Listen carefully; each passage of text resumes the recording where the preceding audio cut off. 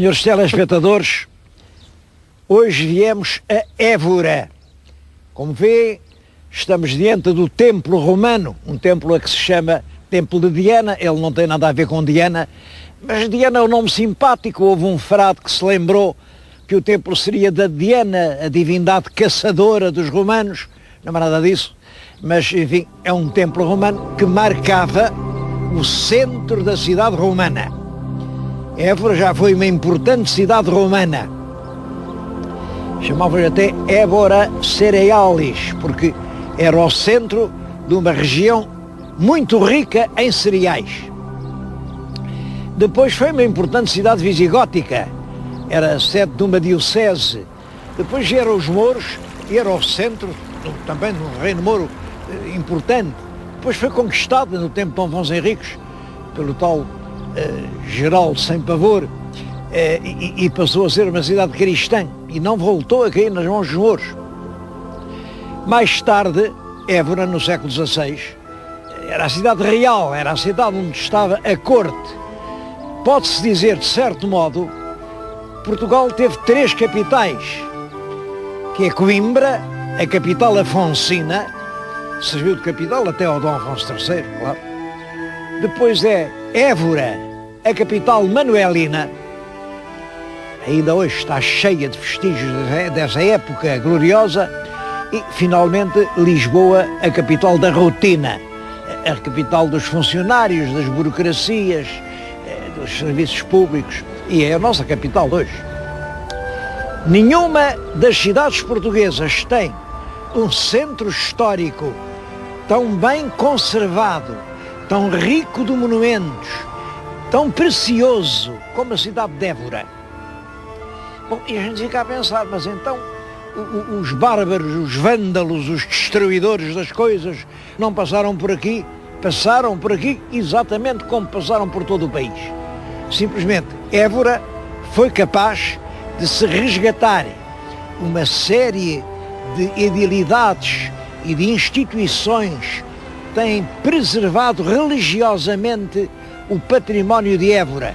E Évora está, ano após ano, mais bonita, mais limpa, com relíquias históricas mais numerosas.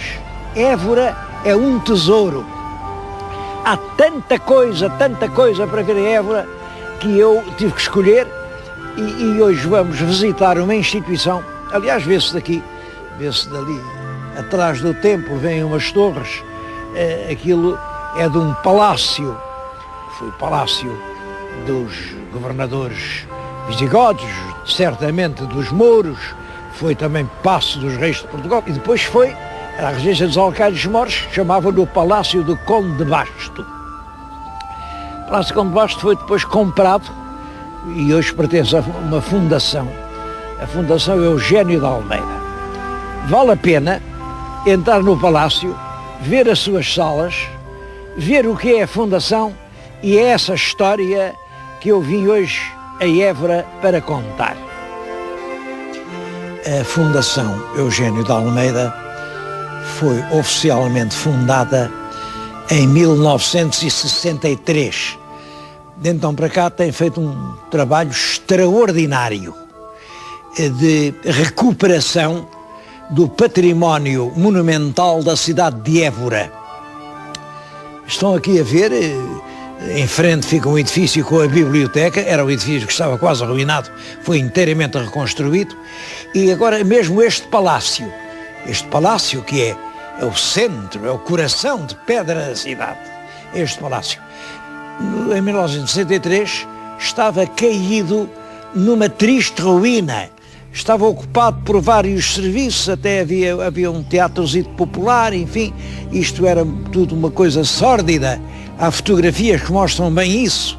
Bom, e a Fundação fez obras e transformaram isto hoje num palácio notável. Estou-lhes a falar aqui numa lógia de gosto italiano que data do século XVI, mas que foi inteiramente refeita já nas obras da Fundação. Há até um pequeno problema que eu tenho pensado muito nisso, nunca cheguei a uma conclusão, é que este palácio, as obras do século XVI, foram feitas precisamente em cima da muralha romana. Daquele lado vê-se perfeitamente embaixo a muralha romana, que foi destruída para fazer o palácio. E eu acho que isso se liga a um enigma do mistério da poesia de Camões. Camões tem sonetos que até hoje nunca ninguém entendeu, eu também não entendi, e tem um certo soneto que é debaixo desta pedra sepultado, que é uma homenagem a um Dom Fernando de Castro. Os Castros eram os donos deste palácio. Esses condes do Basto eram Castros. Bom, e o soneto termina com este enigma, que até hoje ninguém conseguiu resolver. Exemplo toma nisto de Dardânia, que se a Roma com ele aniquilaste, nem por isso Cartago está contente. Nunca ninguém percebeu isto é uma charada. É claro, Dardânia é Troia. E portanto o exemplo que Troia pode dar é o seguinte: Troia deitou abaixo um troço da sua muralha para deixar meter o cavalo de pau, o tal cavalo de pau, onde iam, evidentemente, os gregos que tomaram Troia. Portanto, o exemplo que Dardânia pode dar é deitar abaixo um troço da muralha, exatamente como os Castros fizeram aqui na geração anterior à de Camões. Deitaram abaixo um troço da muralha que defendia a cidade, na época romana, claro. Portanto, ele ao deitar abaixo um troço da muralha, a Roma aniquilou. A Roma com ele aniquilaste. Ele é o tal Castro, Dom Fernando de Castro. Portanto, aniquilou Roma, deitando abaixo a muralha romana. Agora, quem era o grande inimigo de Roma? Era Cartago. Quem é o grande inimigo de Portugal? Na altura de Camões era a Espanha. Ele escreve isto exatamente na altura em que a independência de Portugal corre perigo, como se viu.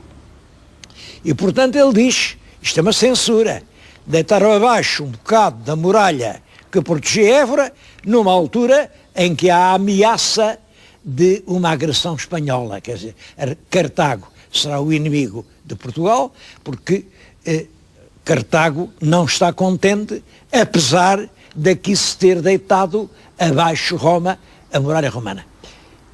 Eu devo dizer que isto é apenas uma hipótese que me vem à cabeça quando venho aqui a este palácio e vejo que realmente, para o construírem, aniquilaram uma parte da muralha romana. Bom, mas é um enigma que nunca ninguém decifrou e, portanto, eu também não tenho a preocupação de ser o primeiro a decifrá-lo.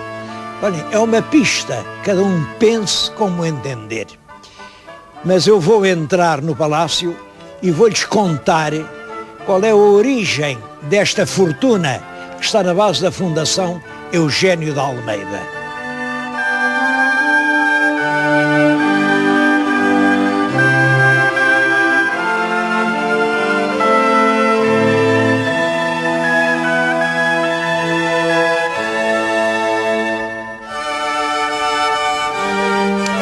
A história da Fundação Eugênio de Almeida realmente começa com o ato de instituição, há pouco tempo, 1963, mas já vem muito de trás, porque estes Eugénios de Almeida são uma família importante do século XIX.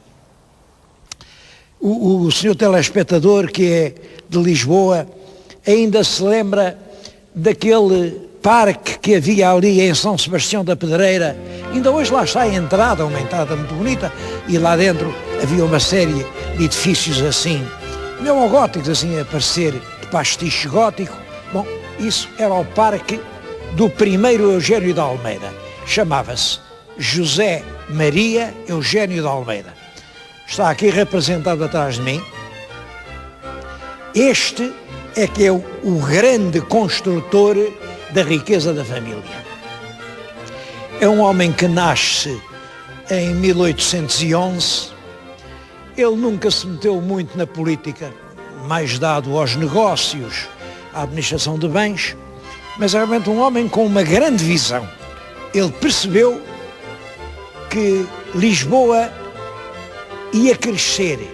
E para onde é que Lisboa havia de crescer? Naturalmente, para norte. Olha, para norte ali do Rossio. Nessa altura o Rossio era quase o fim de Lisboa. Então ele compra todas aquelas terras que apanha para ali. Devo dizer que desde a Praça de Espanha ao Marquês de Pombal, ele comprou tudo. Para fazerem o Parque Eduardo VII, houve complicações com ele e com a Câmara, porque ele deu uma parte, outra parte foi expropriada, tudo aquilo era dele. Bom, mas além disso, quando vem a Revolução Liberal, em 1834, o ministro resolveu vender em asta pública aquilo que se chamavam bens nacionais. O que eram os bens nacionais? Bom, os bens nacionais eram as quintas, os palácios, as propriedades, os conventos, tudo o que pertencia às ordens religiosas, enfim, tudo que não tinha um dono particular, foram declarados bens nacionais, mas a expressão aplica-se em especial aos bens das ordens religiosas extintos em 1834. Dizer que eram imensos. Em Portugal havia perto de 600 conventos e cada um desses conventos tinha terras a perder de vista. Havia milhares e milhares de pessoas que viviam só desses bens. Bom, o Estado confiscou-os, disse agora são nacionais, pô-los à venda, a quem mais der, e o nosso Zé Maria Eugênio de Almeida, com os tostõezitos que tem, vai a todos esses leilões e compra tudo quanto pode. Devo-lhes explicar que o Estado fez isso, pôs esses bens à venda, em grande parte porque o Estado atravessava então uma angustiosa crise financeira. Os liberais tinham ganho a Guerra Civil contra os miguelistas, mas a guerra tinha dilacerado, ensanguentado e destruído praticamente toda a economia portuguesa.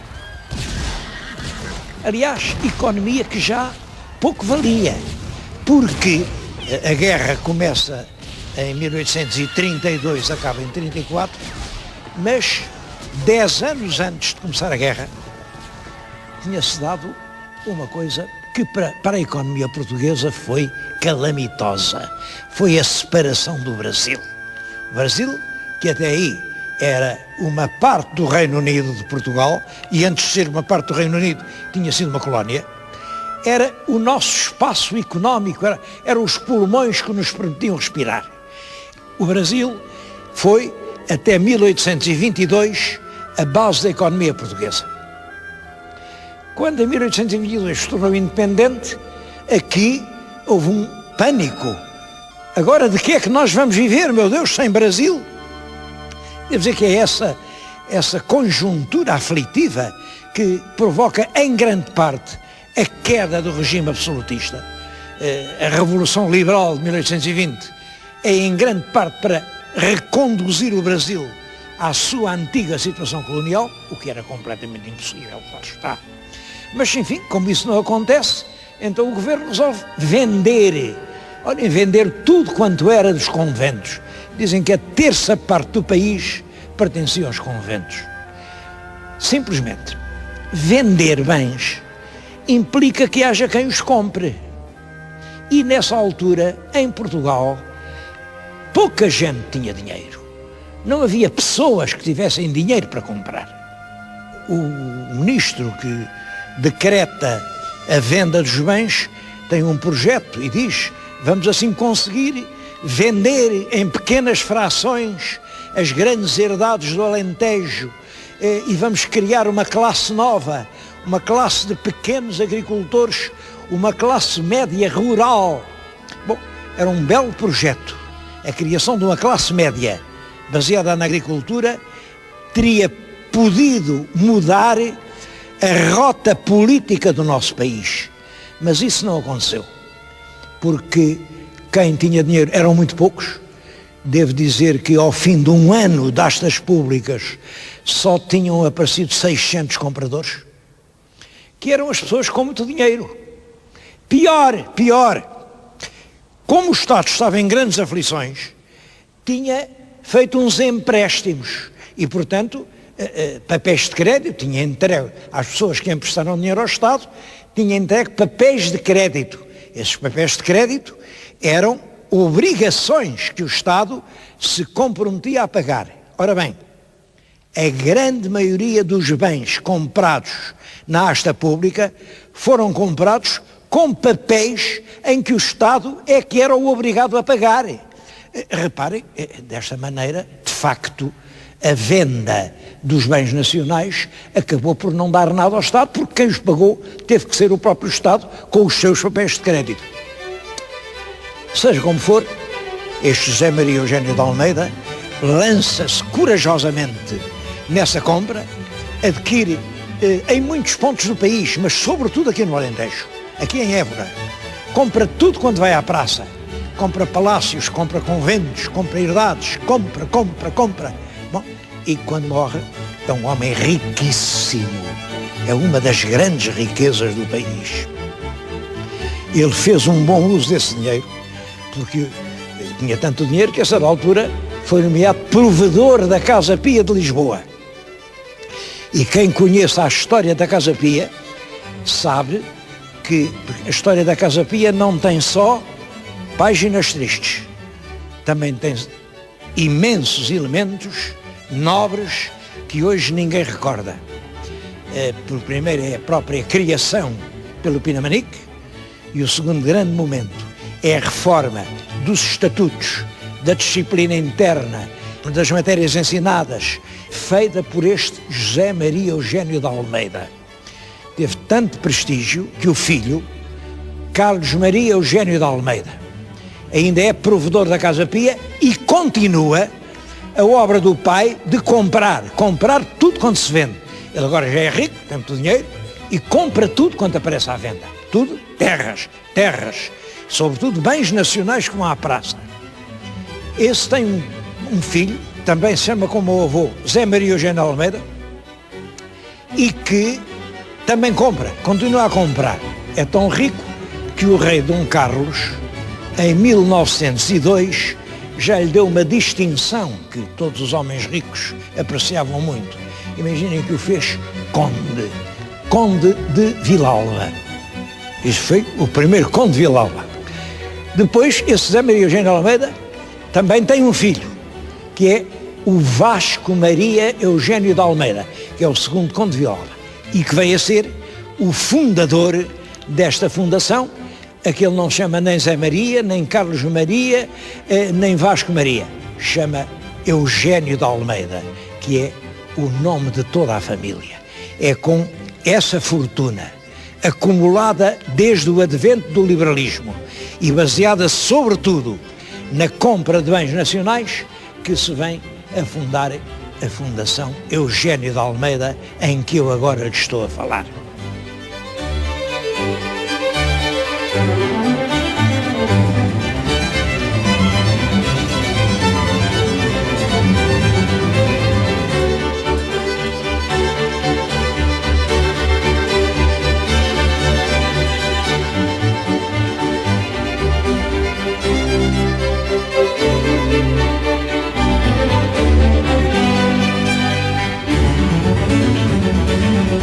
A Fundação orientava-se em 3 direções. Uma direção social, fazer bem.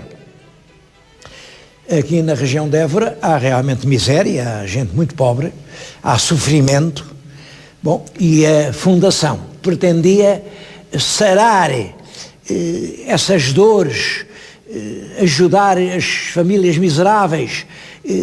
Ainda hoje a Fundação gasta dezenas de milhares de contos por ano para acudir à miséria. E tem feito muito. Há muita gente que deve a vida hoje à Fundação. A segunda era realmente uma fundação cultural, promover a cultura na região de Évora. Para isso, o engenheiro Vasco Maria Eugênio, criou o ISESE. ISESE é Instituto Superior de Estudos Sociais de Évora. Para isso mandou vir padres da Companhia de Jesus, jesuítas, porque este Vasco Maria Eugênio era extremamente religioso, extremamente.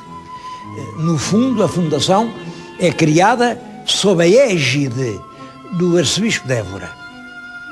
E vêm os padres da Companhia de Jesus, fazem uma escola de estudos sociais que tem esta importância, esta enorme importância. É que ela é que é o núcleo que vem a permitir a fundação da Universidade de Évora. A Universidade de Évora hoje é uma coisa importante, tem cerca de 7.000 alunos, divididos em áreas da agricultura, da veterinária, da zootecnia, da gestão, da economia. Bom, o único problema que hoje a Universidade tem, e que as pessoas responsáveis reconhecem, é que está a criar diplomados numa quantidade superior àquilo que a região pode absorver. Estamos a diplomar mais gente do que aquela de que precisamos. Bom, para mim a solução para isso é de que temos que precisar mais de diplomados. Não é reduzir os diplomados, é aumentar as necessidades. Bom, mas isso é uma ideia minha. A terceira direção da Fundação era a espiritual. O Vasco Maria Eugênio de Almeida era extremamente religioso e acreditava que com o regresso de monges à região ele conseguia restituir ao povo a sua felicidade antiga. Mas para isso ele restaurou a Cartucha de Évora. A Cartucha era um convento de frades de São Bruno, de Cartuchos. Os frades de São Bruno, eu não os levo lá por uma razão muito simples. É que aquilo é uma regra fechada, os frades cartuchos têm a porta fechada, estão lá orando a Deus, estão lá 7 monges que nem são portugueses. Para sustentar é preciso desenvolver qualquer atividade económica. Bom, a Fundação tem imensas propriedades, eram mais de 6.000 hectares. Sabem que a agricultura entrou numa grande decadência, mas o engenheiro Vasco era licenciado em agronomia. Bom, e então é ele quem promove a transformação da economia e mesmo depois da morte dele, ele morreu em 75, morreu pouco depois, consumido de desgostos, porque todas as herdades foram confiscadas, tudo isto foi, bom, mas depois foi restituído e então converteram 350 hectares em terras de vinho. A reconversão das searas em vinhas deu como resultado a produção de um vinho de excelente qualidade. É um vinho hoje que tem um prestígio enorme e rende à Fundação cerca de 1,5 milhão de contos por ano. Dinheiro que é gasto em quê? Olhem, a ajudar famílias na miséria, a ajudar estudantes a formar-se, enfim, nestes fins sociais, culturais, que estão na base do renascimento enorme que se tem verificado na cidade de Évora nestes últimos anos.